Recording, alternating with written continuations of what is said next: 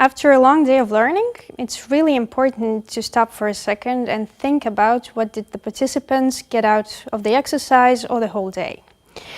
There are really different ways to do that. First of all, we usually sit around in a circle and talk about what happened. And first of all, I would like to ask, how did it feel to try on somebody else's opinion?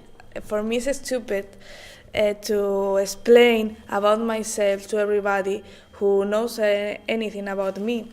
So at the beginning, I was in silence because really I want to listen to the other people, because okay, they are talking about me, but nobody asks me anything. Only they are saying, oh, we have a problem, but what about that person? Mm-hmm. And in the societies happen this. Everybody said everything about the people, but nobody knows about the people. So you already mentioned a little bit about the process. How did it go actually?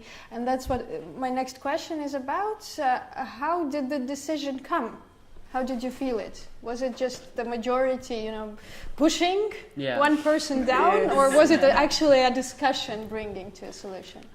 I thought that at the beginning all the people agreed with me. After a while, when all the people, okay, let's deal with our problems and let the people live, I said, okay, let's do it. But don't forget that the majority can be 90% wrong. So you are right. Yeah. No, I think that only could be two possibilities. Or throw away to the conservative main character, or throw away to the homosexual. But if you said that there was two choices, either to exclude somebody from the community from either side, then if we compare it to the solution what we came up with, it wasn't about excluding anybody, but it was more him not changing his views, but relenting that, okay, this person can live in this community. Mm-hmm. So I would say that it was a very peaceful result in that sense. Now, I would ask you to step a bit back from this topic and think wider. Don't think just about as we talked about the homosexual couple and religious people. Think about general points of views whenever there are people with different backgrounds, whether it's sexual background, religious, national, whatever else. Can you make some generalizations out of what we just talked about related to a wider picture? I think human beings are social beings in that sense that you cannot really, you can exclude from yourself or isolate yourself from society, but is that really a life? And another thing is that I think it's every human being's way in life, that there is lot of expectations and maybe even a lot of pressure from the society or from your family members or different communities, and you kind of have to find who is this person who you are, mm-hmm. and whether you want to meet these expectations or you don't want to meet these expectations, or you want to walk your own path. In Georgia we are Christian Orthodox, which is a strong rules and stuff like that. And if you say something bad about a priest or someone, people are getting angry, and what priest says, whatever it is, you have to follow it, and you have to do that. So it is kind of annoying, I really don't know, because even priests, they don't know what is right and what is wrong. That from the Bible has been written in 2,000 years ago. So everything changed now. This is not this Bible has been written by a peasant as well. It wasn't someone out of nature or out of the planet or someone. This is kind of the rules, the simple rules the people followed before, mm-hmm. but which does not work now. People are people. People are people, but they're changing. Of course, you can't compare yourself to the people 2,000 years ago. Feelings are the same.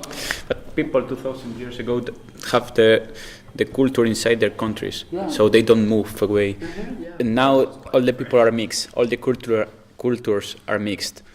We have to make an effort to mix the culture and accept that people are moving inside our country, and we are more diversity in our society. So it's more maybe before there are cultures more closed in each country. Now it's more mixed. I mean, a nation should have one main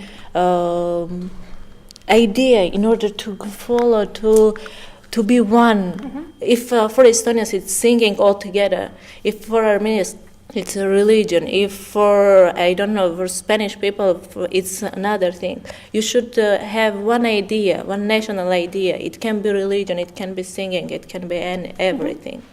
Yeah, I mean, it's like I the think- question of national identity. And nowadays there is a lot of talks about this, like national identity having lived its time, and now we talk about cosmopolitan people and so on and so on. But there are like a lot of people who still like identify themselves through their nationalities and through the things that are common to their nationalities. And I think like what you're saying is that religion is very common to Armenian people. I will say really thank you to Estonia, because when I'm seeing everything, I compare to my country, and I started to understand what I like, what I don't like, and what I like in my country, and I started to appreciate what we have. When facilitating this exercise, as a facilitator, you need to remember three main things. First of all, you really need to keep an eye on the discussion, because you never know where it's going to go, how complicated is it going to get, and you need to be constantly aware of what's happening, and if needed, to stop it if it gets too complicated. The second thing is, when you debrief, you need to ask at least three main questions about three main things. First of all, you need to talk about how the participants felt representing their role. Second of all, you need to talk about the process. How did they reach the agreement, if there were any key points in the discussion, and if the solution that was brought out was suitable for everyone. The third part, which is last but it's not least, is the parallel to real life. You need to ask the participants to think a little bit of which kind of parallels they would draw with real life situations that are not directly related to sexual minorities, but to other cultural aspects like religion, nationality, or anything else. Third thing, if you have a bigger group, if you don't have just 5 people but some more, you can also still do the exercise, but you might want to have several observers. Their role is not to participate in the discussion directly, but to listen carefully and make notes in order to give the participants some feedback later. You can also do, if you have really a lot of people, you can also do 2 or 3 smaller groups and make them play through the situation in parallel and then compare the results that they came across with.